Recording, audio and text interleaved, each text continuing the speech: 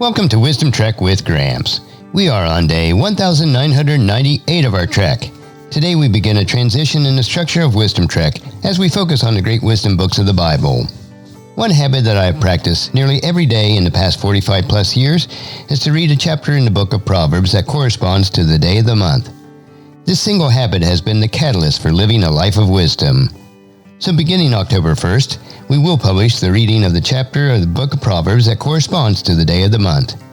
Before that, I will read through the book of Ecclesiastes. King Solomon, who wrote both Ecclesiastes and Proverbs, was the wisest person to ever live. He wrote Ecclesiastes late in his life after trying many other paths to wisdom, and then he realized that God's wisdom is the only true wisdom. This realization is what drives me to seek out God's wisdom each day. Wisdom is the final frontier in creating a living legacy, to seek out discernment and insights, and to boldly grow where few have chosen to grow before.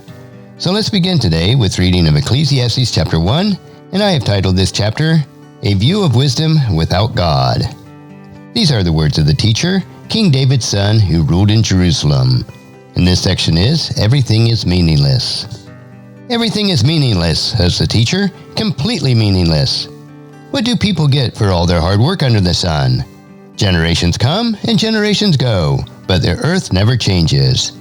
The sun rises and the sun sets, then hurries around to rise again. The wind blows south and then turns north.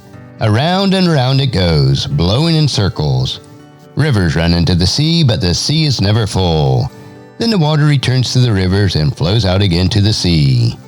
Everything is wearisome beyond description. No matter how much we see, we are never satisfied. No matter how much we hear, we are not content. History merely repeats itself. It has all been done before. Nothing under the sun is truly new. Some people say, here is something new. But actually, it is old. Nothing is ever truly new. We don't remember what happened in the past, and in the future generations, no one will remember what we are doing now. And then this next section is, The Teacher Speaks, the Futility of Wisdom. I, the teacher, was the king of Israel, and I lived in Jerusalem.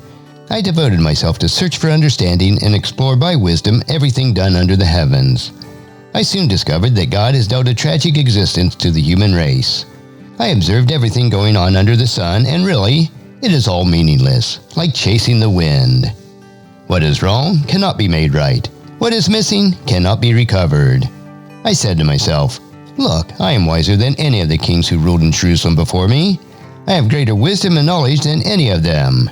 So I set out to learn everything from wisdom to madness and folly. But I have learned firsthand that pursuing all this is like chasing the wind. The greater my wisdom, the greater my grief. To increase knowledge only increases sorrow.